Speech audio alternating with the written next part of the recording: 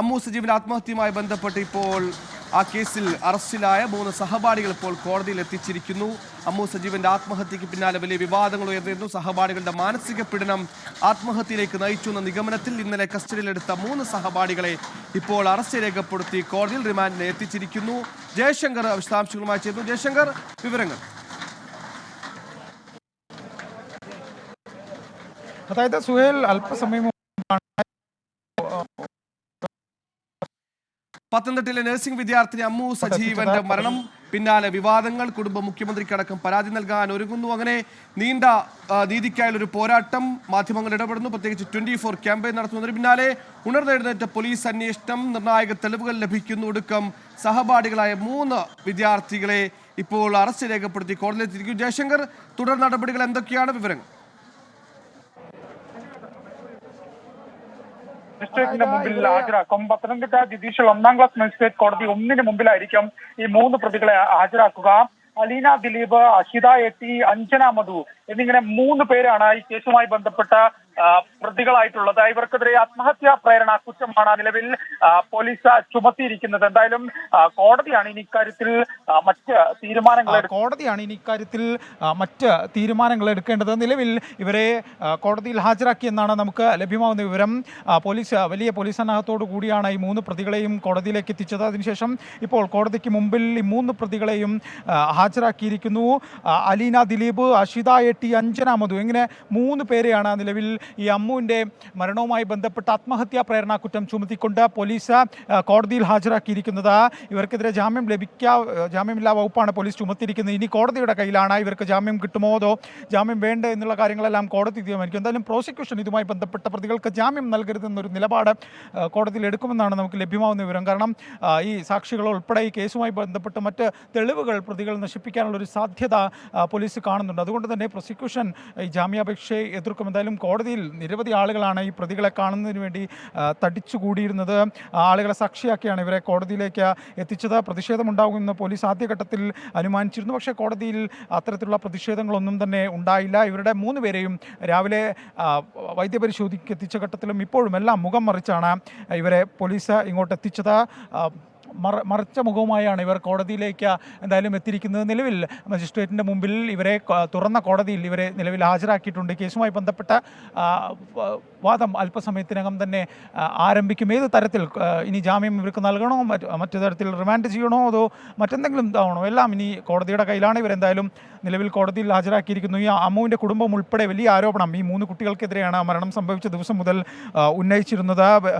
ഈ അമ്മുവിൻ്റെ മരണവുമായി ബന്ധപ്പെട്ട് ഈ 3 പേർക്ക് പങ്കുണ്ടെന്നായിരുന്നു ആരോപണം. ആദ്യഘട്ടത്തിൽ പോലീസ് കൃത്യമായി മൊഴിയെടുപ്പ് നടത്തി. അതിനുശേഷം കൃത്യമായി മൊഴികൾ ശേഖരിച്ച് തെളിവുകൾ ഭദ്രമാക്കിയതിനു ശേഷമാണ് ഈ 3 പേരെ കഴിഞ്ഞ ദിവസം ജില്ലയ്ക്ക് പുറത്തുപോയി 2 പേരെ കോട്ടയത്തു നിന്നും ഒരാളെ പത്തനാപുരത്തു നിന്നും കസ്റ്റഡിയിലെടുക്കുന്നത്. ഇന്ന് രാവിലെ പോലീസ് അറസ്റ്റ് രേഖപ്പെടുത്തി. അതിനുശേഷം വൈദ്യപരിശോധന രാവിലെയോടെ ഉണ്ടായി. 9:30 വൈദ്യപരിശോധന നടത്തിയതിനു ശേഷം ഏറെ നേരം പത്തനംതിട്ടയിലെ വനിതാ പോലീസ് സ്റ്റേഷനിൽ ഇവരെ ഇരുത്തി അവിടെ ചോദ്യം ചെയ്യൽ ഉൾപ്പെടെ നടത്തിയെന്നാണ് നമുക്ക് ലഭ്യമാകുന്ന വിവരം. പക്ഷേ പോലീസ് ഇക്കാര്യം സ്ഥിരീകരിക്കുന്നില്ല. അതിനുശേഷം നടപടിക്രമങ്ങൾ പൂർത്തിയാക്കുകയാണ് അല്പസമയം മുമ്പ് പത്തനംതിട്ടയിലെ ജുഡീഷ്യൽ 1ാം ക്ലാസ് മജിസ്ട്രേറ്റ് കോടതി 1-ന് മുമ്പാകെ പ്രതികളെ ഹാജരാക്കിയിരിക്കുന്നത്. ഇനി കോടതിയാണ് ഇക്കാര്യങ്ങൾ തീരുമാനിക്കേണ്ടത്. ഇവർക്ക് ജാമ്യം നൽകണോ അതോ ഇവരെ പോലീസ് കസ്റ്റഡിയിൽ വിടണോ, മറ്റ് ആവശ്യങ്ങളെല്ലാം തന്നെ ഇനി കോടതിയുടെ കയ്യിലാണ്. എന്തായാലും പ്രോസിക്യൂഷൻ മുന്നോട്ട് വയ്ക്കുന്ന വാദം ഇവർക്ക് ജാമ്യം അനുവദിക്കരുത്. ഇവർ ജാമ്യത്തിൽ പോയാൽ കേസുമായി ബന്ധപ്പെട്ട തെളിവുകൾ നശിപ്പിക്കുമെന്നാണ് നിലവിൽ പ്രോസിക്യൂഷൻ കോടതിയിൽ വാദിക്കുമെന്നാണ് നമുക്ക്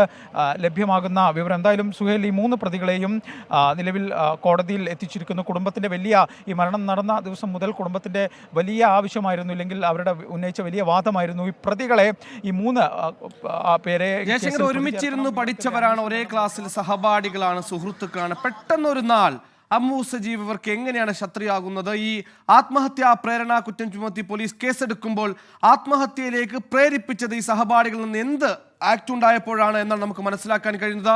ഡിജിറ്റൽ തെളിവുകളടക്കം ശേഖരിച്ചു എന്ന് മനസ്സിലാക്കുന്നു. നിലവിൽ വളരെ പ്രസക്തമായി സഹപാഠികൾക്കെതിരെയുള്ള തെളിവുകൾ എന്തൊക്കെയാണ് നമുക്ക് മനസ്സിലാക്കാൻ കഴിയുന്നത്? ജയശങ്കർ.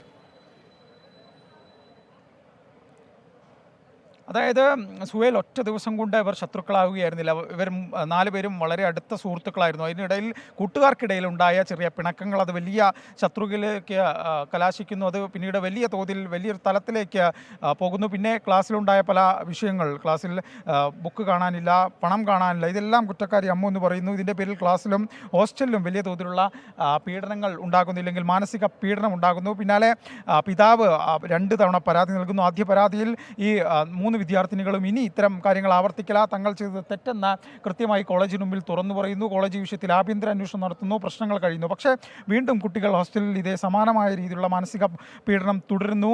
അതിനുശേഷം പിതാവ് വീണ്ടും പരാതി നൽകുന്നു. വീണ്ടും ഈ കുട്ടികളെ വിളിപ്പിച്ചൊരു ഘട്ടത്തിലാണ് ഈ അമ്മു കഴിഞ്ഞ 15-ാം തീയതി വൈകിട്ട്